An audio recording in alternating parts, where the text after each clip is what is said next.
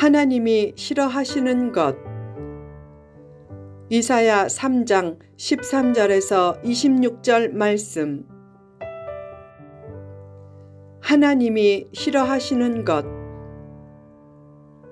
본문은 하나님이 싫어하시는 유다 백성들의 잘못된 행동을 언급하며 그에 대한 무서운 심판을 묘사하고 있다. 하나님이 싫어하시는 것은 무엇인가? 1. 약자를 짓밟는 것. 포도원과 가난한 자의 물건을 탈취하며 약자를 짓밟으면 심판을 받는다. 반면에 약자를 살펴주면 은혜를 입는다.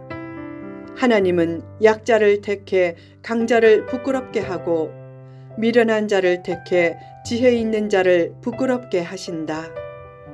기독교의 역사는 평범한 사람이 성령을 받아 비범한 인물로 쓰임받고 비범한 역사를 이루어가는 역사다. 그러므로 하나님의 역사를 체험하려면 약자에 대해 긍휼한 마음을 가지라. 리더가 약자를 위해 해야 할 가장 중요한 일 중의 하나는 찬란한 꿈을 품게 하는 것이다. 모세가 했던 가장 위대한 일은 노예 백성에게 가나안의 꿈을 불어넣어 준 것이었다. 이사야가 위대한 선지자로 여겨지는 이유도 내일의 찬란한 세상의 꿈을 그림처럼 생생한 언어로 일깨워 주었기 때문이다. 힘이 없는 자에게 믿음을 바탕으로 한 땀이 최대의 힘이고 하나님 안에서는 얼마든지 반전의 역사를 이룰 수 있음을 일깨워 주라. 2. 교만하여 느린 목. 느린 목이란 커진 머리와 유사한 개념이다. 교만하면 머리가 커져 아는 척하다가 아는 것이 더 줄어들고 마음이 닫혀 시야가 좁아지면서 남의 입장에서 생각하는 능력도 떨어진다. 지식이 많은 것도 중요하지만 하나님의 뜻을 헤아릴 줄 아는 것은 더 중요하다. 하나님을 아는 지식 위에 형성된 지식이 자신과 공동체를 살리는 지식이 된다. 지식과 영성이 있어도 지식의 짧음과 영성의 부족을 안타까워하라. 자신을 교만하게 만들지 않고 겸손하게 만드는 지식과 영성이 영혼의 빛이 된다. 교만한 마음 위에 형성된 지식과 영성은 자신을 찌르는 칼이 되고 공동체를 파괴하는 폭탄이 된다. 아무리 과학이 발달해도 바이러스 하나를 만들지 못하고 아무리 영성이 있어도 운전대 하나를 다스리지 못한다. 자신감이 교만으로 보이지 않게 하고 무엇이든지 다 아는 것처럼 하지 말라. 그는 모르는 게 없어 라는 말을 들으면 그것이 영혼의 위기를 알리는 경고임을 깨닫고 언행을 절제하라. 아무리 똑똑한 사람도 그가 아는 것은 컵 안에 담긴 물과 같고 그가 모르는 것은 바닷물과 같다. 자기 영성이 대단한 것처럼 보이지도 않게 하라. 아무리 영성이 있어도 그 영성이란 것이 하나님의 기준에는 한참 미달되는 것이다. 가장 신뢰되지 않는 사람은 영성이 탁월한 것처럼 행동하는 사람이다. 영성의 부족함을 한탄하면 은혜를 입지만 영성의 대단함을 자랑하면 은혜가 멀어진다. 하나님은 교만을 가장 싫어하신다. 성공의 가장 큰 함정은 교만해지는 것이다.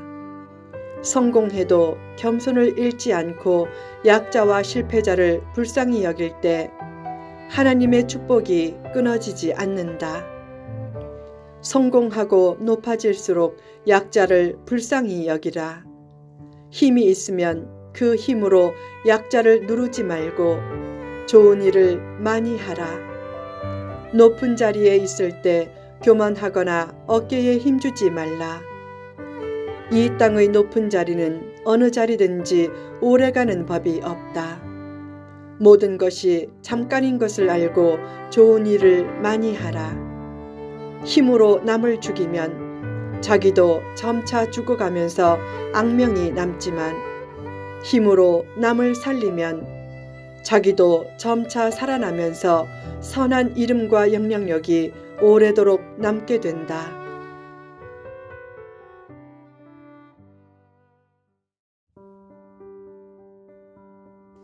3. 정을 통하는 눈. 정을 통하는 눈은 남을 유혹하는 눈을 뜻하고 아기작거려 걸으며 발로는 쟁쟁한 소리를 내는 것은 남자를 유혹하려고 엉덩이를 흔들며 걷는 모습을 뜻하는데 그런 이성의 유혹에 넘어가면 수치스럽게 된다. 이성의 유혹보다 더 무서운 것은 사탄의 미혹이다. 사탄은 끊임없이 영혼을 무너뜨리려고 미혹한다. 그 미혹 수단으로 제일 많이 쓰는 것이 재물이다. 물질 자체가 나쁜 것은 아니다. 물질은 쓰는 사람에 따라 좋게 사용되는 경우도 많다. 큰 상금과 명예가 걸린 경마대회에서 한 여자 기수가 열심히 달릴 때 앞에 금화 하나가 떨어졌다. 그 유혹에 넘어가 말에서 내려 금화를 줍다가 결국 꼴찌를 했다. 영적인 경주를 할 때도 마귀는 금화 하나를 달랑 떨어뜨릴 때가 많다. 그때 금화를 주우려고 멈추면 마귀에게 미혹되어 죽도록 고생한다. 돈에 매이지 말고 돈을 다스리는 자가 되라. 물질을 추구할 때 하나님의 뜻과 거룩한 사명을 위해 쓰려는 자세를 가지고 추구해야 은혜가 질식되지 않는다. 4. 사치를 부리는 태도. 당시 시온 여자들은 사치가 극심했다. 그런 사치로 인해 유다는 철저히 망하고 회파된다. 남을 돌아보지 않고 사는 이기주의의 산물인 사치는 행복과 축복을 잠식시킨다. 나폴레옹 1세는 이렇게 말했다. 사치하면서 행복을 구하는 것은 태양을 그려놓고 빛이 비치기를 기다리는 것과 같다. 사치를 멀리하고 땀을 가까이 하라. 부족한 현실 속에서도 최선의 땀을 흘리면 축복의 날은 온다. 하나님이 한 문화의 축복을 주신 것은 그것 하나만 가지라는 뜻이 아니다.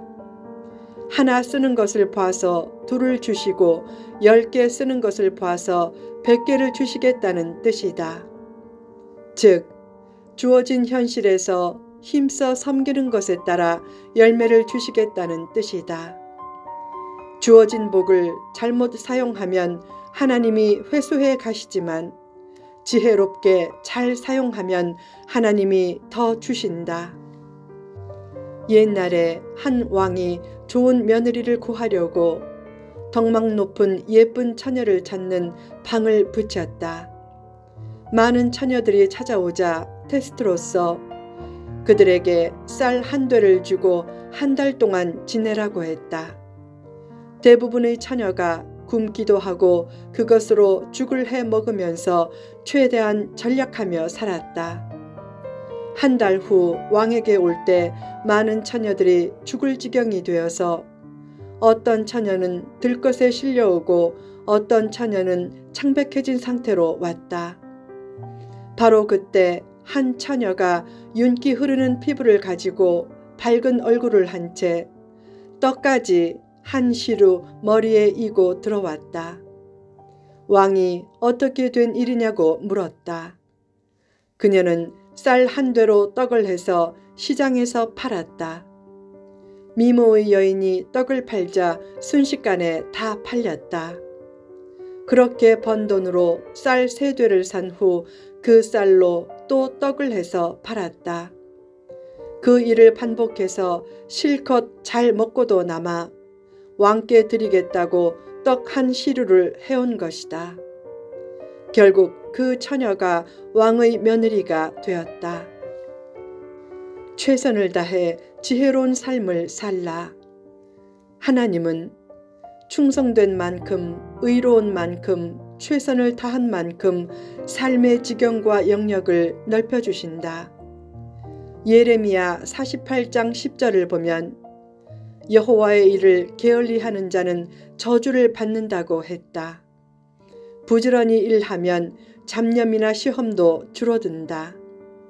너무 한가해서 할 일이 없기에 한숨이 나오고 문제가 더 생기는 것이다. 많이 소유하는 것보다 더 중요한 것은 바른 사람이 되는 것이다. 많이 벌고 출세하는 것에 너무 집착하지 말라.